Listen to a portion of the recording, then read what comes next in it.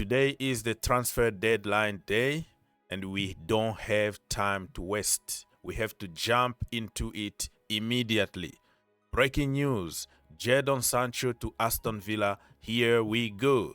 Deal in place on initial loan from Manchester United. Green light from United, and deal being sealed with formal steps to follow next. So Jadon Sancho rejected Chelsea 190k a week offer for you to become the world champion and probably win also the Champions League next season. But he refused and he stayed at Manchester United. Now he's going to play in Europa League with Aston Villa. And I don't think he's going to take a salary cut, because if he didn't accept to take the salary cut to join Chelsea, I don't think he's going to do the same.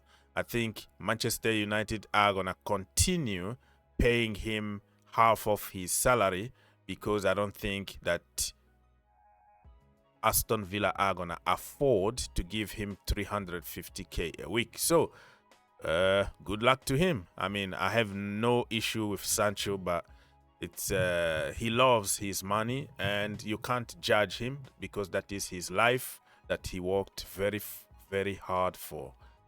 We move.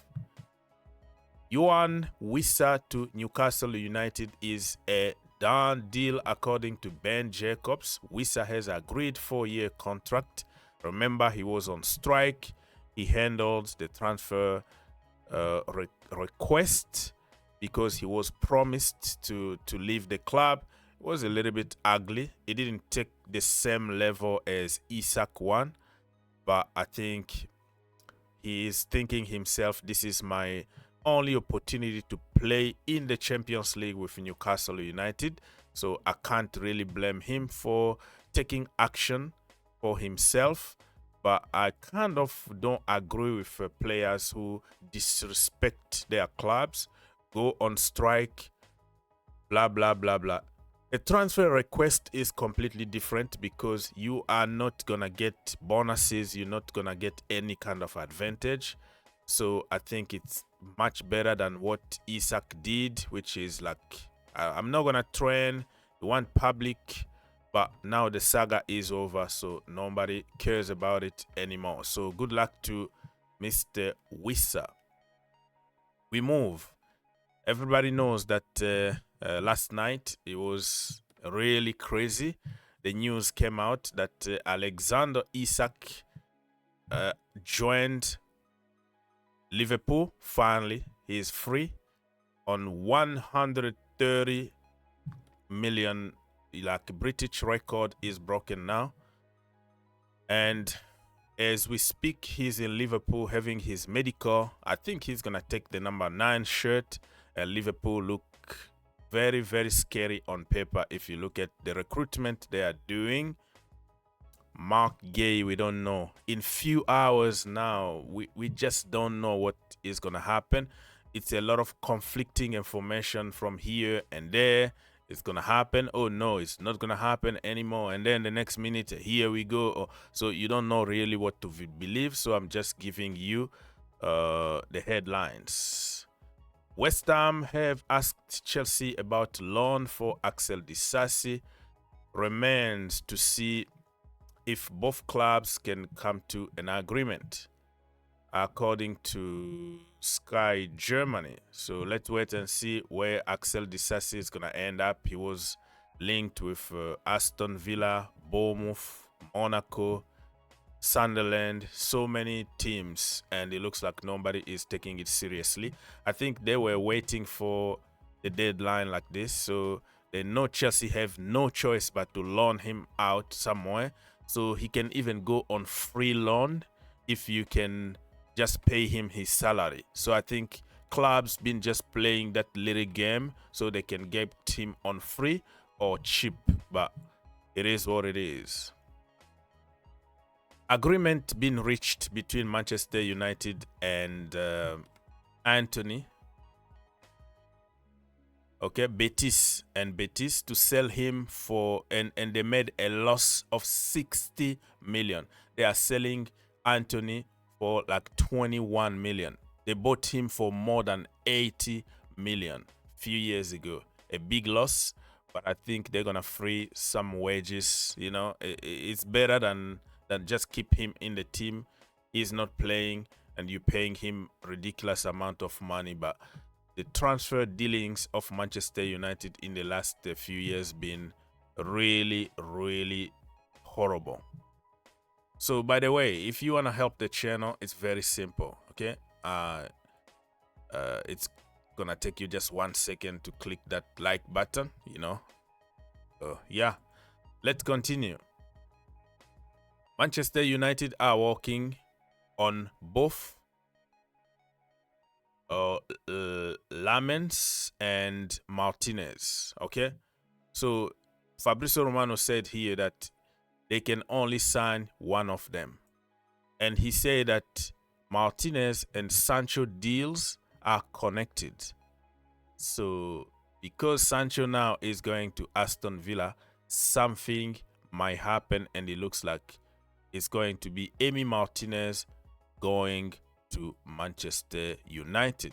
He said it's two separate deals, but kind of connected. You know what I mean? So in a few coming hours, we're gonna know the truth if Manchester United are going to sign both goalkeepers or it's gonna be only one. But they still have Onana, they still have Bayendi. They're gonna have to find a way to ship them as soon as possible. Otherwise, they're gonna be getting their money and playing with the academy. Alexis Sanchez. I didn't even know if Alexis Sanchez plays football in 2025. So he just signed a deal. Oh my goodness, look at that. For 1 year, he's going to Sevilla. All the documents signed, the green light been given, and he's going to be a Sevilla player. Wow. He still play football? Okay, so we talked about Anthony already. Let's move on. Liam Delap, we know that he got a hamstring injury. More tests are going to happen to determine if he is going to be back sooner or later, but it looks like he might be even longer out than initially thought. Manchester City, they have a very good window, even though the result on the pitch not showing it. Randers, Antonuri, Ryan Cherki, James Trafford, Gigi Donnarumma. Yeah, you heard it. It's a here we go. He's going to sign for Manchester City, and that is going to go against Pep's philosophy, tiki-taka, playing from the back. I think Pep just realized that sometimes you just need somebody who can be a good shot stopper, prevent the ball from going at the back of the net, because what is the point of having all this tiki-taka but you are like a hologram? You know, every shot is a goal. What is the point of playing from the back? So it's going to be very interesting to see how Pep is going to accommodate Donnarumma at Manchester City. Very interesting, because this is anti-Pep football. So, talking about Donnarumma, which means Ederson is gone. So, he's going to join Fenerbahce. Verbal agreement, everything is agreed. A fee of 13 to 14 million is going to be received by Manchester City. I don't know what went wrong with this brother, but he was very balanced for years. You know, can play the tiki-taka, can pinpoint passes, but it was always difficult for him sometimes. Long shot, you know, sometimes he forget that he's still a goalkeeper and it's okay to touch the ball with his hand. And then Pep Guardiola didn't trust him anymore, but he was, at some point, he was probably the best in the Premier League.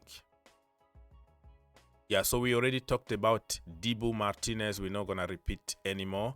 So people, like I said, we're going to be all over the place because we don't have time to structure this kind of videos because things are happening every single minute. So by the time you watch this video, you know, something else is going to be out there. So we don't have time even to edit this video, just to tell you. Okay, so we're not going to talk about Liverpool for now. Alexander Isak, strength, finishing, dribbling, long shot, key passes, weaknesses, defensive contribution. Okay, interesting to know. Marc Guehi to Liverpool looking unlikely as it stands. Deal not off yet, but has become difficult following Oliver Glasner's comment last night that he wants to keep the Crystal Palace captain. He said the same for Eze. I want to keep everybody, but it doesn't depend on him. It depends on the financial situation at Crystal Palace, because if they don't sell him, they're going to lose money. If he doesn't renew the contract, and then he can sign a pre-contract agreement in January, you know, with European teams, not the teams from the Premier League. So it doesn't depend on the coach, depend on the owners, and you don't want to lose somebody like Guehi on free. So it's gonna be interesting few hours. Let's wait and see what is going to happen. Okay, people, so what team do you think is having the best transfer window so far? Arsenal, they got amazing players. And Liverpool, I don't really believe that Liverpool are the almighty people are making it to be, because you see even how Florian Wirtz is really struggling, right, in the Premier League. And just because you bought all the quality players here doesn't mean that necessarily you are going to be a good team. It takes time to gel. Some players, it's going to take time for them to adjust. I know that if you got somebody like Alex Isak, he's going to be, you know, plug and play because he already played in the Premier League. But for other players, wow, also Hugo Ekitike been very good so far. On paper, I think both are amazing, Arsenal and Liverpool. So let me know in the comment section down below who got the best window so far between Arsenal and Liverpool. Okay, so breaking news from the Sun. Can we really trust the Sun? Newcastle are in talks with Chelsea over a deadline day move for Nicolas Jackson. For people who were living under a big rock and just came back to civilization, Nicolas Jackson deal to Bayern Munich was cancelled. It's over, it's off, and Chelsea need to find a new club for Nicolas Jackson, or they're gonna have to keep him in the club. But this news now doesn't make any sense because Wissa is just like a second striker that they've been looking for. So they have Nick Vortemade, and then they have Wissa as a second striker. So I think Newcastle United is done. Nicolas Jackson is not going there unless if there is something dramatic the last minute. Okay, so it is what it is. Omari Kellyman, I know that 99% of opposition fans don't know who this guy is. Chelsea bought him for 19 million last summer from Aston Villa. I think it was those financial fair play kind of arrangement here. Help me and I will help you out. 19 million, never played for the first team, got injured from day one. been spent most of the time in the hospital than on the pitch. So he's going to be loaned to Cardiff City for the season, but absolutely useless transfer, west of 19 million. Okay, Ben Jacobs, Nicolas Jackson future remain one to watch between now and the end of the window. An exit could still be possible. All parties assessing. Okay. I feel very, very sorry for Nicolas Jackson, who wanted to make a dream move to Bayern Munich, and the last minute it just collapsed. I feel for him, man. The way Chelsea treated him is not normal. Not normal, to be honest. Anyways, my people, like I said, we are all over the place. So bear with us because we're going to post more and more videos today. It's the deadline day. And yeah, stay tuned. Put your notification on and smash that like button. Let's go.